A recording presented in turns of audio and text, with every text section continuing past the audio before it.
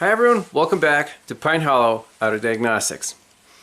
In the shop today we have a 2008 Acura RSX Turbo all-wheel drive, 182,000 miles, and the customer brought it. He drove it here from 4 hours away.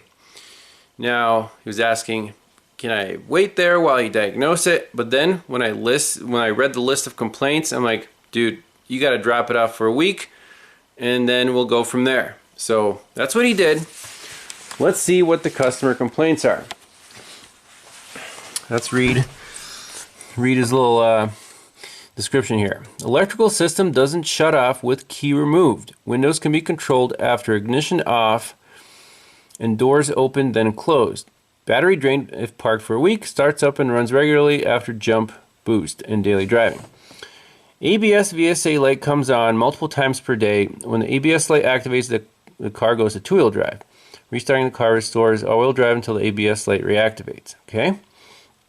Turbo produces DTC 2263 code intermittently. Air conditioner stops working randomly. Will give cold air most mornings when cold. After running for an hour or so, will stop producing cold air. Sometimes the air conditioner will be cold again after parked for 3+ hours. And then he added to the list, he said this car had a water intrusion problem on the driver's side, like the carpet was getting wet. That was addressed. Now, did this happen before or after any of the problems? He's not really sure. But there was, like, a seam was bad, so that was repaired. And then he said after the repair, his dome lights stopped working. So that's another thing to add to the list. So where would you start with this car? The customer said priority is obviously the drivability. It doesn't go into limp mode, it just pops on the check engine light and then the ABS light comes on, you lose four-wheel drive. It's kind of annoying. So I think that's where we're going to start. Let's hook up a scanner, scan it for codes, and go from there.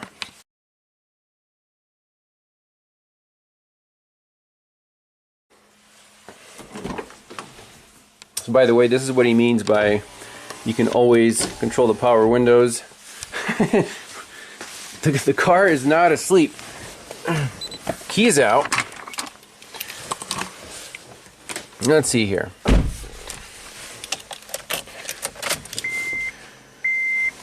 So I did a full code scan. Let's see what's stored in the engine computer.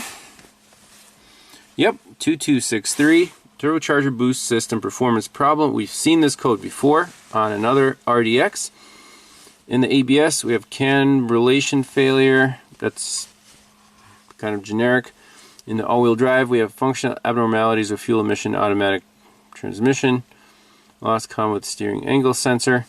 Okay, so usually when there's a check engine light, then this code will set and you lose your four-wheel drive. So those are likely related.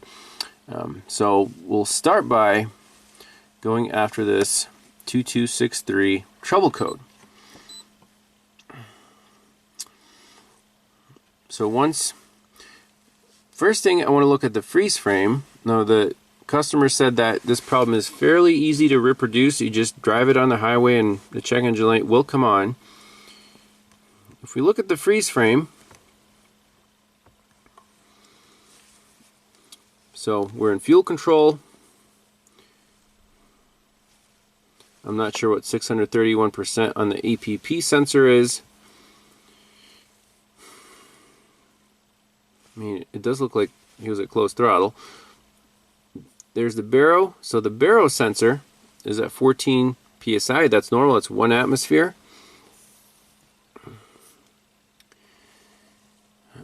See anything else interesting? 2600 RPM.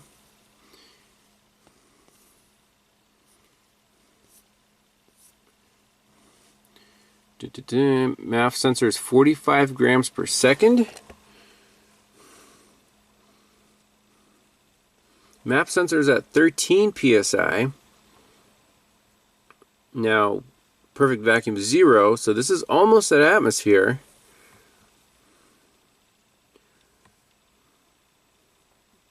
TP sensor, 15 degrees on the throttle. boost pressure is 0.23 psi. Keep that in mind. So this system uses boost pressure sensor, a MAP sensor, the MAF sensor, to determine whether to set this performance code. And then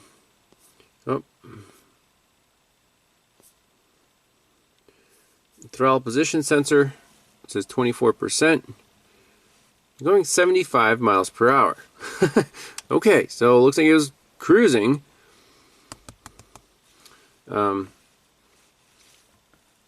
Let's look at the data stream while the engine's off and compare these pressure sensors. Alright, so this is our pressure actuator for the wastegate linkage. You can see right there. And on the other Acura, there's a spring in here that always pulls on that rod that keeps the wastegate closed to build boost. And then if you have, the boost reaches that whatever threshold, the solenoid will start building pressure here, and it'll actually push this rod down, opening the wastegate. So I'm just feeling for looseness, and everything seems to be tight. If I push down on this lever, it moves.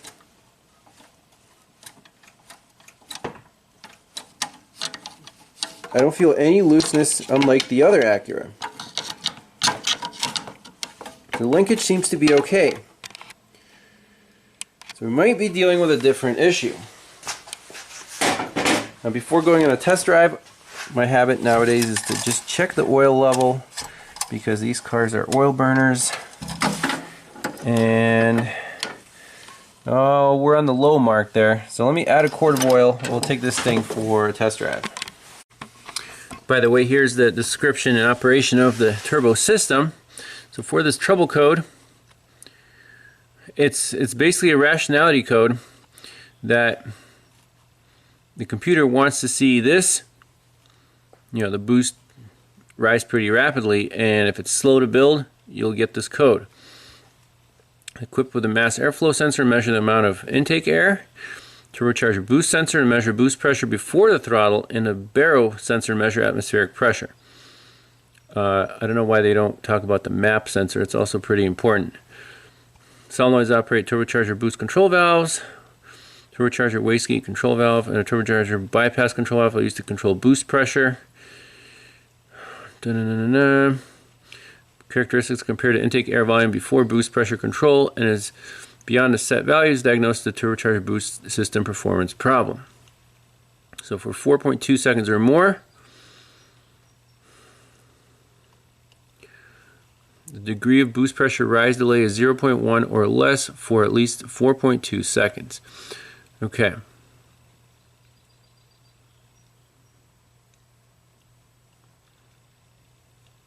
So I want to clear all these codes, test drive it while graphing scan data, and see when the code sets. Alright, so let's clear out all the DTCs. Yes.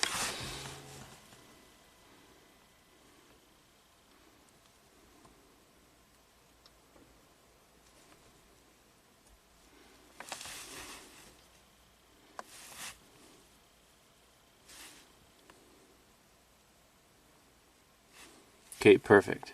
Let's pull up some live data. Alright, so here's the engine's off right now. Cold start. MAP and TC boost are both at 14 PSI. Let's start it up. Okay, MAP goes down. Boost is still at atmosphere. That makes sense.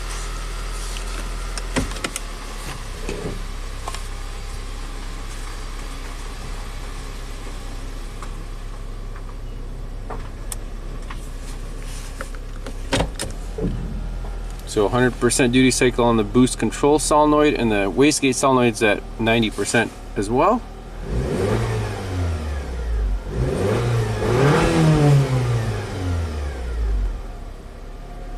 Alright, let's take this thing for a rip. Alright, let's give her the beans.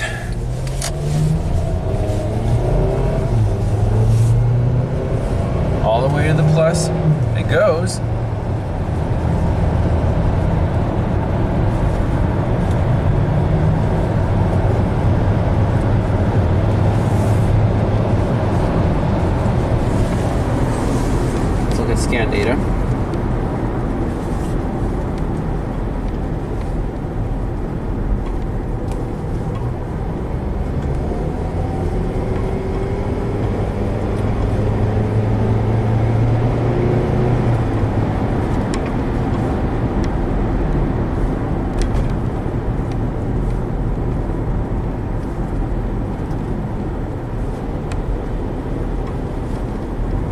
So under boost, make sure the map and the turbo boost sensor match.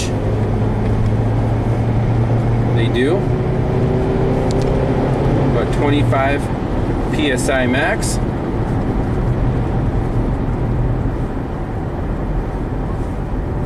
So nothing wrong with the sensors.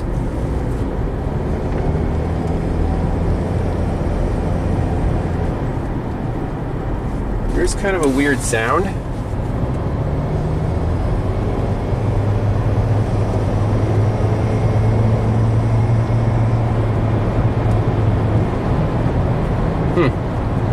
Let's keep driving it, see if it sets the code, and then look at the freeze frame again. So it almost sounds like there's a boost leak somewhere.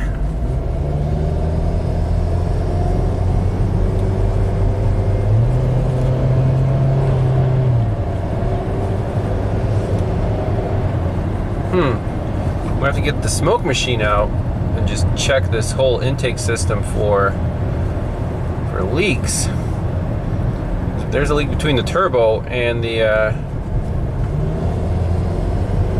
intake manifold, that'll definitely be a problem. This sounds different than the other RDX that we tested I think it was last year. So I'm noticing that sound is only present when the boost control solenoid is active. When it's at 97%, no sound. When it starts activating, there's a sound. Right there.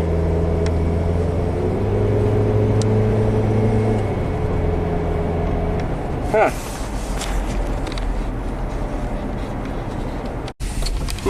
So absolutely no trouble codes stored on a 10-mile test drive. Now again, I don't have a highway nearby where I can cruise 75 miles per hour.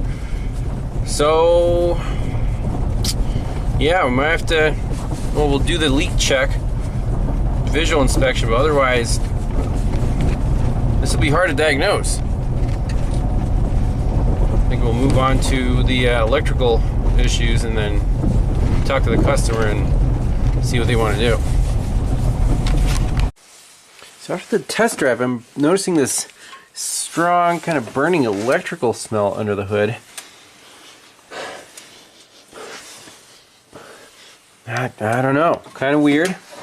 But anyways, here's the bypass solenoid. So when it wants to regulate the pressure in the charge intercooler, basically opens up this valve using this little solenoid here, and then it dumps it back into the intake right there. So what I want to do is pop this off, put a smoke machine in here, and just check for boost leaks, just in case. Easy check to do before going too crazy. Alright, we got the leak tamer on the job. Putting smoke in here, and I don't see any leaks whatsoever in the charge intercooler, the piping, the turbo. The only smoke coming out is, you know, where I put my adapter in. That's, you can't prevent that. There's a little bit right here where the hose clamp is. There's no torn boots, no cracked hoses.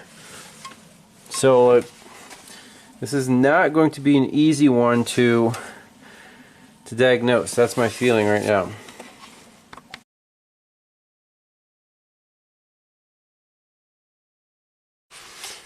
Alright, on the Acura RDX, let's move on to diagnosing the interior customer complaints. Start with the dome lights. So I have powered and ground right here at the receptacle. Now, nothing works right now on the button. So what I want to do is test light from battery positive. Do we have a ground on one of these pins? Okay, look, I touch the right pin, this light comes on. That's interesting. If I touch this pin and push the button, look, it lights up my test light. So that the left pin has to be the control. If I push the main switch, that also lights up my light. But it looks like we're missing power on the right pin. So if I give it power, this light comes on. Probably because it was switched on. There we go. It almost flickers.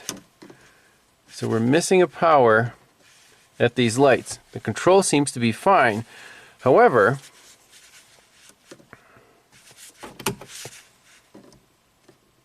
if I put it in the door position, I don't know how to hold the camera and the test light at the same time. We'll try it. And I open the door, nothing happens. So this switch works, we're missing power, and when we open the door, nothing happens to our lights. Let's try a different door. Well, we know the door switches work because everything, you know, the cluster wakes up, where the door illumination works, it starts beeping. So it's not a door switch problem. It's something to do with the control for this in the door position, in the middle position here. So missing power and door control problem. Let's look up some wiring diagrams. By the way, I think there's supposed to be another light right here, and there's just this metal block-off plate. Let's look at the diagram. Alright, so here's the OE diagram for the interior lights. Under dash fuse relay block, the MICU, that's like a smart BCM, body control module.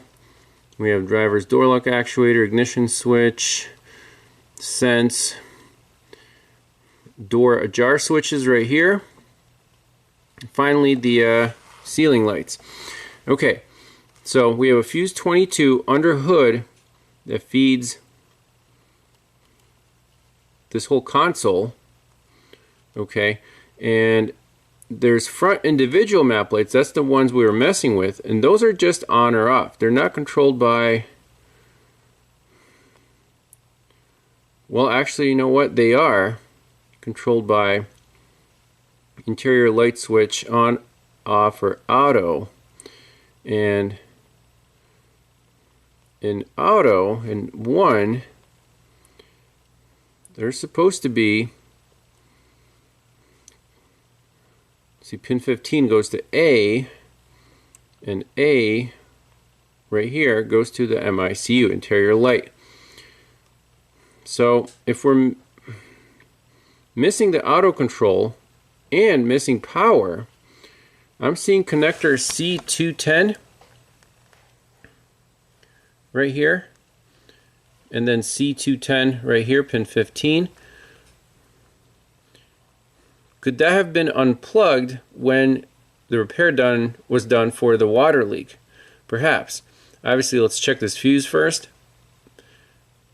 and then try to find this C210.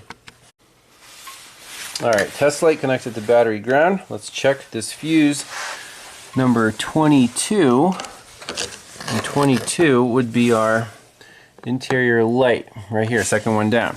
Now I can see someone swapped the 7.5 and the 10 amp, but regardless, the fuse is hot on both sides. No issues there. Now let's go after connector C210, right by the fuse box behind the left kick panel. Alright, got the kick panel off. Here's our connector, C210. What do we see? Oh yeah, green crusties right there. Amazing. And also I see green crusties on this one. So I know it's tempting to start unplugging stuff and doing visual inspections, but keep in mind we have several customer complaints here. Battery draw, power windows are always working, and the dome lights. So what I want to do is shut the doors, put the car to sleep, measure the battery draw, and then for the windows we'll look up that diagram, see what keeps these switches alive, and see if everything's related to the green crusties under this kick panel. Alright, here's the parasitic drain, about 1/2 amp. So I'm going to leave the car. Let's see, it's 1:15 right now. We'll leave it for 15 minutes, see if that drops. If it doesn't, we're going right after those green crusties, and I don't know. Well, hopefully that's where all the problems are. Alright, power window diagram. So here's the power window master switch. Here's the motor. It's on a network, single wire, and under dash fuse relay box, there's a power window relay. Now if the windows are operational, that means this relay is staying energized. You can see there's PW timer, so that's like a power, power off timer, and then there's also PW timer that goes to the MICU. So does the MICU tell the power window master switch when to power down completely? That might be the case. Let's see here, front passenger window switch, hot at all times, and I see it's on the UART, it's on the network. And here are the rear doors. So let's see if the rear doors are alive at the moment.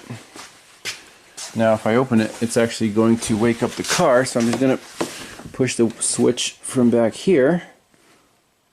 Yep, it sure is. And our draw is still 300 milliamps, so we didn't wake anything up.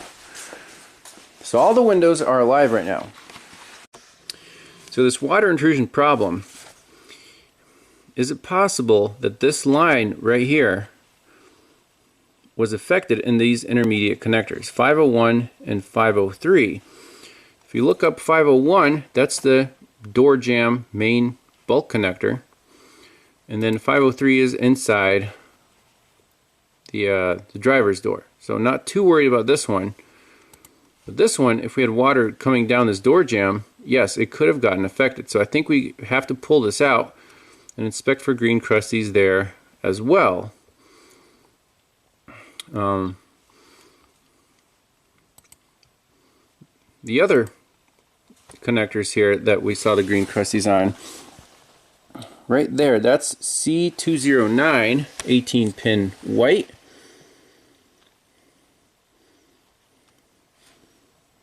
And then the door jamb connector is in there. So I think at this point, since we have a good number for a parasitic draw, we can go in here and unplug some of these, look at the pins, and see what happens to our draw. By the way, I do see some aftermarket crap here. I don't know where this goes. That's a ground, positive, 10 amp fuse. If we just pull this one out. See what happened to our draw. Still 0.3, didn't change anything.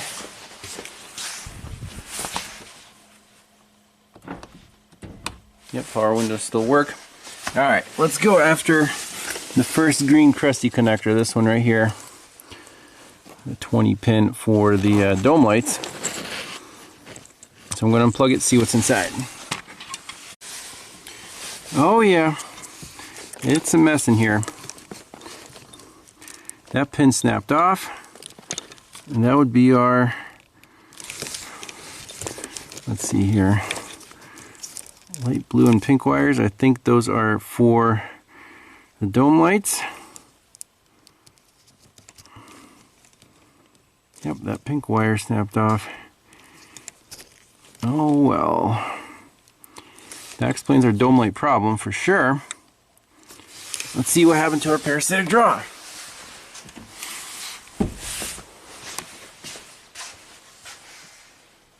$290 milliamps, so it's still there.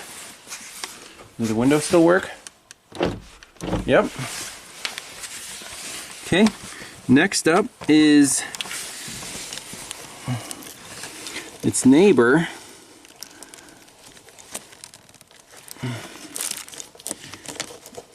I'm going to try to gently remove this guy.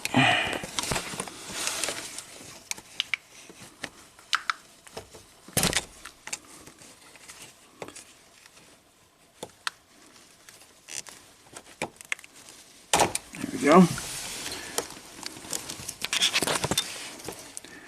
Alright, yeah, we see some green crusties in that one. Get this aftermarket junk out of the way.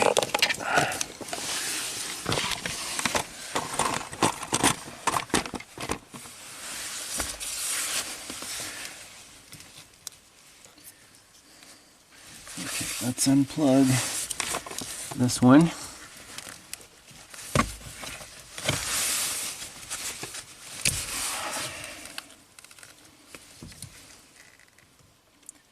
Do we have any snapped off pins?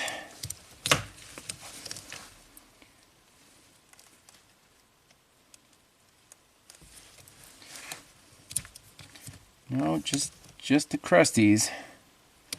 The pins are still look okay. Let's see what happened to our drawer.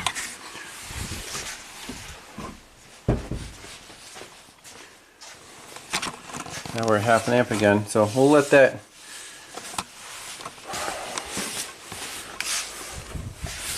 decrease, and our windows still work when they're not supposed to. Alright, so on this end of the connector, the one that comes from the vehicle, I got my test light connected across the light blue and pink wires. Those are for the dome light control circuit. So the blue should be constant power and the pink is a controlled ground. So now if I put this door jamb switch back in, check out what happens on the test light. Yep, it lights up, and then when I shut the door, it'll, do its thing, it'll time out and go to sleep. So that is a problem for sure. That was one of the customer complaints. However, we still have a parasitic draw and our power windows are still alive. So, unrelated issue, well, it could be related to this general area, but separate diagnosis because apparently the green crusties, I didn't see any in this connector, only in these two. So we can clean these pins up, reconnect everything, see what happens to our draw. Probably just bypass those two broken pins for the dome lights, make sure those work, and then kind of chip away at it.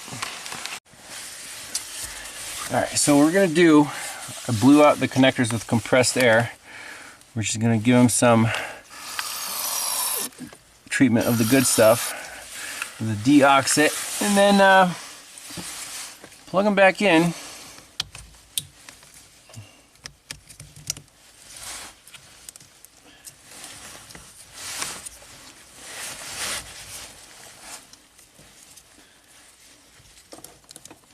So that goes there. And then on this one, I pulled out the pink and blue wires for the dome lights, and the other pins, well, they're just gonna have to survive. They're not breaking off yet, but we don't want any cross contamination between the pins, so we have to make sure to clean between the pins very carefully.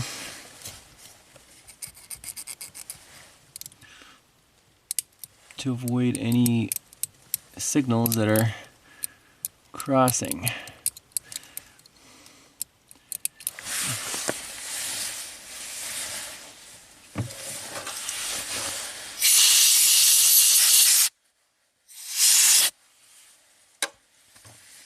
So I'm going to plug everything in except for the dome lights, and we'll fix that in a bit. Okay, so that's plugged in. Let's see if the car goes to sleep or if anything changes. Go from there. Alright, so I'm fixing up the two dome light wires. Soldered on an extension to the light blue. And here, what I want to do is, instead of soldering and wrapping it up, because then if you unplug this connector, you're gonna have to cut the wire. What I did was I just stripped some extra off, did a nice twist, and then I'm gonna just put a piece of shrink wrap over those two wires and torch it on there, and that way if someone has to disconnect that, it'll be easy as pulling off the shrink wrap and untwisting the wires. So it'll be weatherproof and temporary, but you could install a male and female connector here, but I don't feel like it, so we're just going to do the shrink wrap. So to prove that we restored power, alright, at least fixed one thing in this on this Acura. Alright, so we got two wires bypassed, sealed off with the shrink wrap, and I have the lights in the door position. Let's see what happens when I touch the door jamb switch. Hooray, they both light up and they're gonna dim out, so dome lights are 100% fixed.